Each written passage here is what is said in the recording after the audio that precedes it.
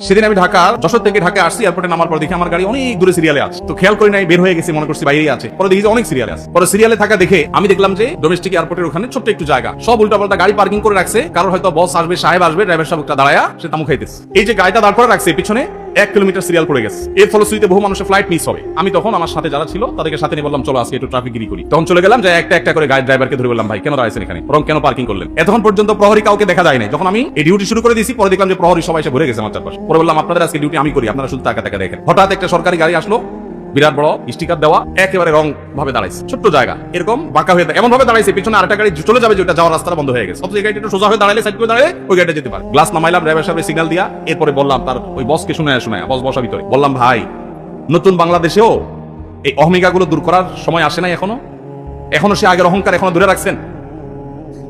আপনার এই রং ভাবে গাড়িটা দাঁড় করার কারণে পিছনে বহু গাড়ি সিরিয়ালে পড়ে গেছে।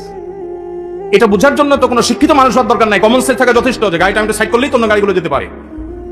আমি ওই যে একটু আগে বলছিলাম, এই যে মাহফিলে আপনারা কত সুশৃঙ্খল, মাশাআল্লাহ।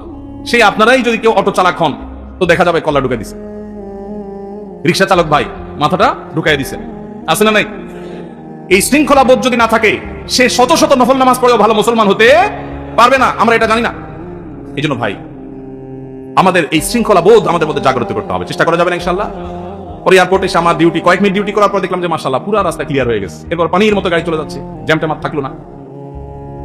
আমাকে ওখানকার দায়িত্বরত ভাইরা বললেন, ভাই আপনি সরেন, আমরা দেখতেছি। আমাকে আপনারা এরকম কইছিলেন, আজকে ডিউটি আমি করবো ইনশাআল্লাহ, বেতনটা আপনারা নিয়ে নেন। তো আলহামদুলিল্লাহ মানুষগুলো সরে গেছে। এই জন্য ভাই, এই শৃঙ্খলা বোধটা অনেক বড় একটা ব্যাপার। এই যে মাহফিল ছাড়বে, মাহফিল ছাড়ার পর হইচই করে সব হুজুর কোন দিকে যাইতেছে, এই বেটারা ঘিরে ফেলাবেন, ঠিক আছে না? যে বেটা আমাদের এলাকায় আসছে, একটু না হাতালে কেমনে হয়?